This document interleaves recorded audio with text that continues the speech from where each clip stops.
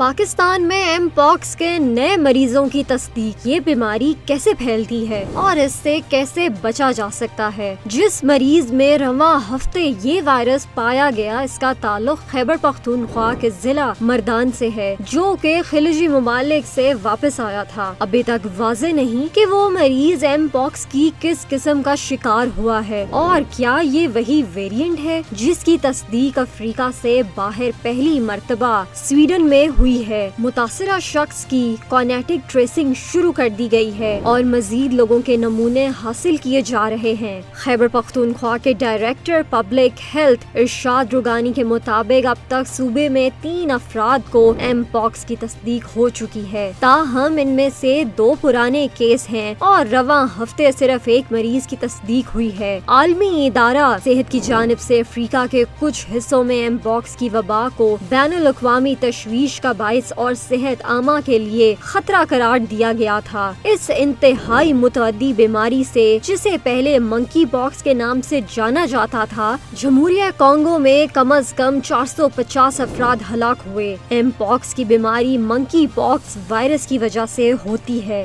یہ چیچک جیسے وائرس کے گروپ سے ہے لیکن کم نقصان دہ ہے۔ یہ وائرس اصل میں جانوروں سے انسانوں میں منتقل ہوا تھا، لیکن اب انسانوں سے انسانوں میں بھی منتقل ہوتا ہے۔ یہ افریقہ کے جنگلات کے دور دراز دیہات میں جمہوریہ کانگو جیسے ممالک میں سب سے زیادہ عام ہے۔ ان علاقوں میں ہر سال اس بیماری سے ہزاروں کیسز اور سینکڑوں اموات ہوتی ہیں، جن میں 15 سال سے کم عمر کے بچے سب سے زیادہ متاثر ہوتے ہیں۔ ایم پاکس کی 2 اقسام ہیں، کیلٹون اور کیل-22۔ پچھلے سال وائرس میں تبدیلی آئی اور تغیرات کے نتیجے میں کیلٹن بی نامی ایک قسم سامنے آئی، جو اس کے بعد تیزی سے پھیل رہا ہے۔ اس نئی قسم کے سائنسدانوں نے اب تک کی سب سے خطرناک قسم قرار دیا ہے۔ ایم پاکس کی اہم علامات کیا ہیں؟ ابتدائی علامات میں بخار، سر درد، سوجن، کمر درد اور پٹھوں میں درد شامل ہیں۔ بخار ٹوٹنے کے بعد دانے پڑ سکتے ہیں، جو اکثر چہرے سے شروع ہو کر جسم کے دیگر حصوں میں پھیل جاتے ہیں، جس میں عام طور پر ہاتھوں کی ہتھیلیاں، دانے جو انتہائی خجلی والے یا تکلیف دہ ہو سکتے ہیں۔ یہ خجلی تبدیل ہوتے ہوئے مختلف مراحل سے گزرتی ہے اور آخر کار خارش کی شکل اختیار کر جاتی ہے، جو بعد میں زخموں کا سبب بن سکتی ہے۔ انفیکشن عام طور پر جو خود بخود ختم ہو جاتا ہے اور 14 سے 21 دن کے درمیان رہتا ہے۔ سنگین معاملات میں زخم پورے جسم پر ہو سکتے ہیں، خاص طور پر منہ، آنکھوں اور جنسی اعضاء پر بھی۔ یہ مرض